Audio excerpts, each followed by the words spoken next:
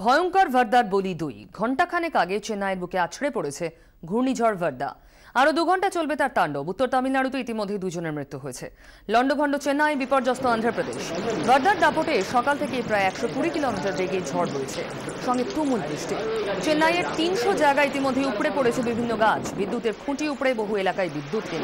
ইতিমধ্যে তামিলনাড়ু উপকূলের 7,000 বাসিন্দাকে নিরাপদ দূরত্বে সরিয়ে নিয়ে যাওয়া হয়েছে। বিকেল 5টা পর্যন্ত চেন্নাই সেন্ট্রাল স্টেশন থেকে সব ট্রেন বাতিল করা হয়েছে। 3টে পর্যন্ত বন্ধ করে দেওয়া হয়েছে চেন্নাই বিমানবন্দরও। একই সঙ্গে উত্তাল সমুদ্রের ছবি দেখছেন, গাছ উপড়ে পড়েছে বিভিন্ন জায়গায়, এমনকি চেন্নাইয়ের হায়াত হোটেলের ছবি বহুতল, সেটাও ক্ষতিগ্রস্ত হয়েছে ঝড়ের দাপটে। অন্যদিকে ট্যাঙ্কার উল্টে গিয়েছে মাঝ রাস্তায়।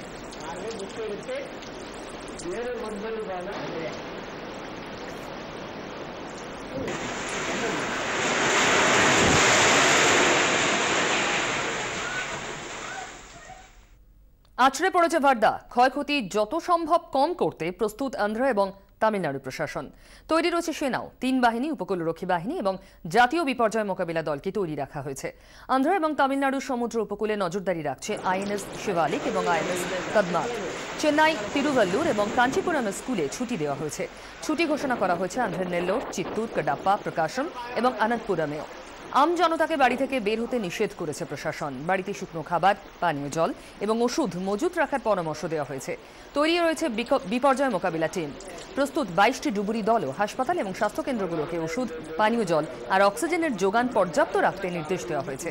মৎস্যজীবীদের বুধবার পর্যন্ত সমুদ্রে যেতে মানা করা হয়েছে। আপৎকালীন ব্যবস্থা খতিয়ে দেখতে দফায় দফায় বৈঠক করছেন তামিলনাড়ুর মুখ্যমন্ত্রী পনিরসেলভাম এবং অন্ধ্রের মুখ্যমন্ত্রী চন্দ্রবাবু নাইডু।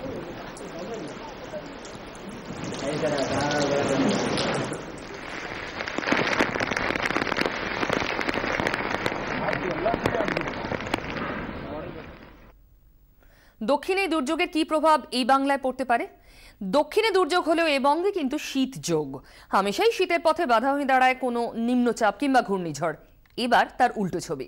আজ কলকাতায় দিনের সর্বনিম্ন তাপমাত্রা 14.8 ডিগ্রি সেলসিয়াস। আগামী 72 ঘন্টা তাপমাত্রা এরকমই থাকবে। বরাবরই শীতের ভাগ্যে অভিশাপ হয়ে এসে পড়ে নিম্নচাপ, ঘূর্ণিঝড়ের মতো প্রাকৃতিক দুর্যোগ। ঘূর্ণিঝড় ভার্দা যখন এলো তখনও সেই আশঙ্কাই উঁকি দিয়েছিল বাঙালির মনে। এই বুঝি আরও পিছল শীত আসার আশা। ভার্দার গেরোয় বুঝি আটকে গেল এবারও। আদতে সেই আশঙ্কাকে উড়িয়ে দিয়েছে ঘূর্ণিঝড়। ঝড়ের ঘূর্ণির টানে শীত বরং এ রাজ্যে এসেছে বহাল তবিয়তেই। বুড়ি ছোঁয়া নয়, শীতের আমেজ এখন এরকমই থাকবে জানিয়েছে আবহাওয়া দপ্তর।